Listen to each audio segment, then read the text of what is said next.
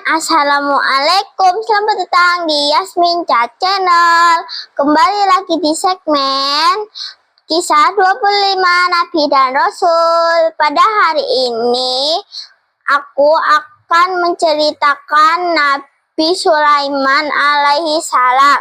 Sebelum masuk ke videonya, jangan lupa like, subscribe, komen, dan share. Nabi Sulaiman alaihi salam merupakan nabi ke-18 dari daftar 25 nabi dan rasul yang diyakini dalam Islam. Beliau adalah nabi dan raja dari Bani Israel.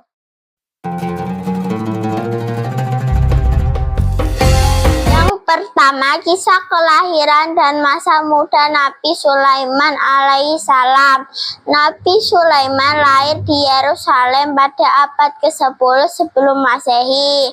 Beliau merupakan putra dari Nabi Daud yang juga seorang nabi dan raja. Sejak kecil, Nabi Sulaiman telah menunjukkan tanda-tanda kecerdasan dan kesalehan, sehingga ia sering mendampingi ayahnya saat sidang pengadilan dan memberi nasihat yang bijaksana.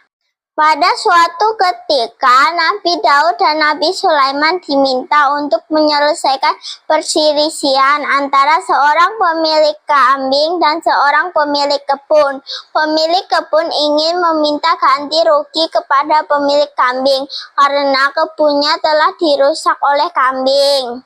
Mulanya, Nabi Daud alaihi salam meminta pemilik kebun untuk ganti rugi kerusakan.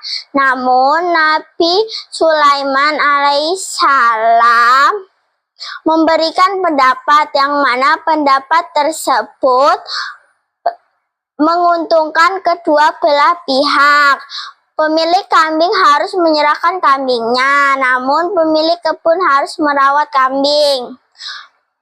Sementara itu, pemilik kambing harus merawat kebun agar keadaan kembali seperti semula.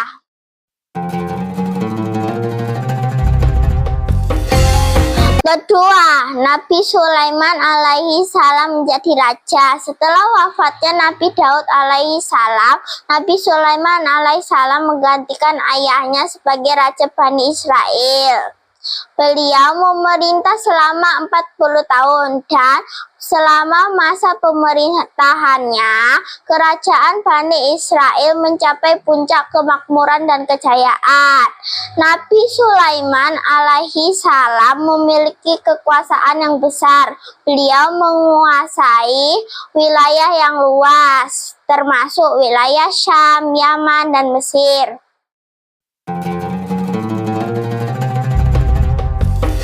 Ketiga, bertemunya dengan Ratu Balqis. Saat menjadi raja, Nabi Sulaiman mengandalkan burung hudhud untuk bersurat. Dari burung hudhud itulah Nabi Sulaiman tidak sengaja dipertemukan oleh Ratu Balqis. Singkat cerita, burung hudhud itu belum kembali saat Nabi Sulaiman mengadakan acara. Setelah burung itu kembali, ia mengatakan bahwa ada kerajaan yang tidak kalah megah dari kerajaan Nabi Sulaiman, yaitu bernama Kerajaan Sabah. Kerajaan Sabah itu sendiri dipimpin oleh seorang ratu bernama Balqis.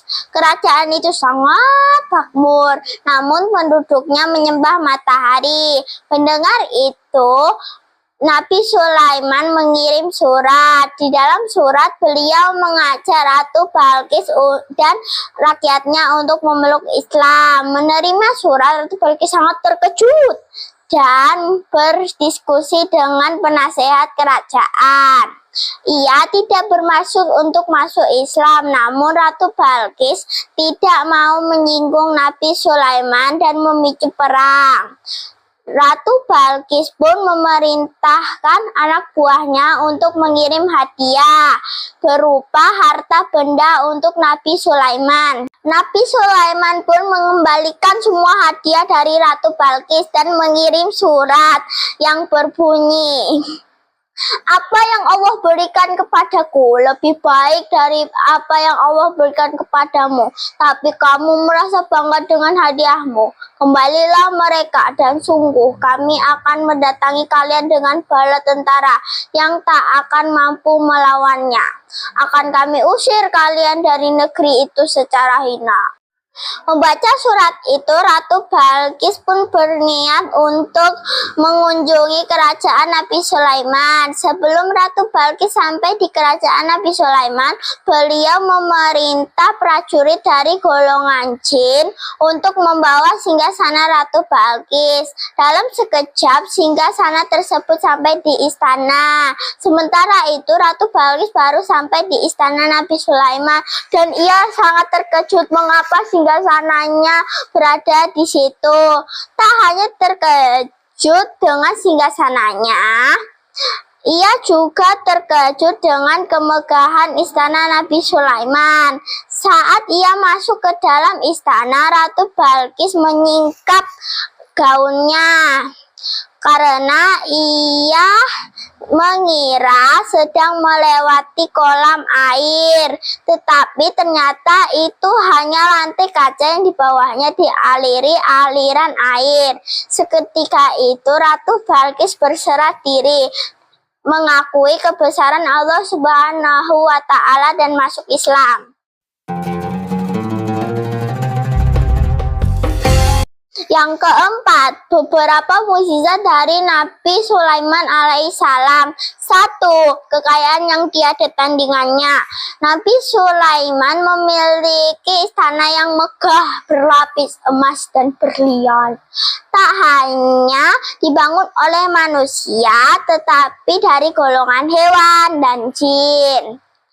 Kekayaan tersebut tak luput dari doa-doa beliau. Hal ini tercantum dalam Al-Quran surah Shad ayat 35, yang artinya, dia berkata, "Wahai Tuhanku, ampunilah aku dan anugerahkanlah kepadaku kerajaan yang tidak dimiliki seorang pun sesudahku.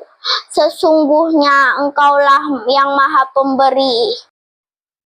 Yang kedua, memiliki kemampuan berbicara dengan binatang. Hal ini juga tercantum dalam Al-Quran surah An-Naml ayat 16, yang artinya, dan Sulaiman telah mewarisi Daud dan dia berkata, "Hai manusia, kami telah diberi pengertian tentang suara burung dan kami diberi segala sesuatu. Sesungguhnya semua ini benar-benar suatu karunia yang nyata."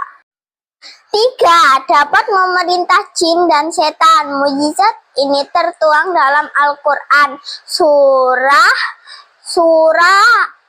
Shad ayat 37-39, dan kami tundukkan pula kepadanya jin dan setan, semuanya ahli bangunan dan penyelam, serta setan yang lain yang terikat dalam belenggu. Inilah anugerah kami, maka berilah kepada orang lain, atau tahanlah untuk dirimu sendiri dengan tiada bertanggung jawab. Yang keempat, dapat menaklukkan angin, dan masih banyak mukjizat-mukjizat yang lain. Oke teman-teman, sampai di sini dulu ya cerita singkat Nabi Sulaiman. Hikmah yang dapat diambil dari kisah beliau adalah ketaatan terhadap Allah Subhanahu wa Ta'ala, rasa syukur, bijaksana, dan keadilan dalam menyelesaikan masalah, dan masih banyak lagi. Sekian video dari aku, sampai ketemu di video selanjutnya. Assalamualaikum.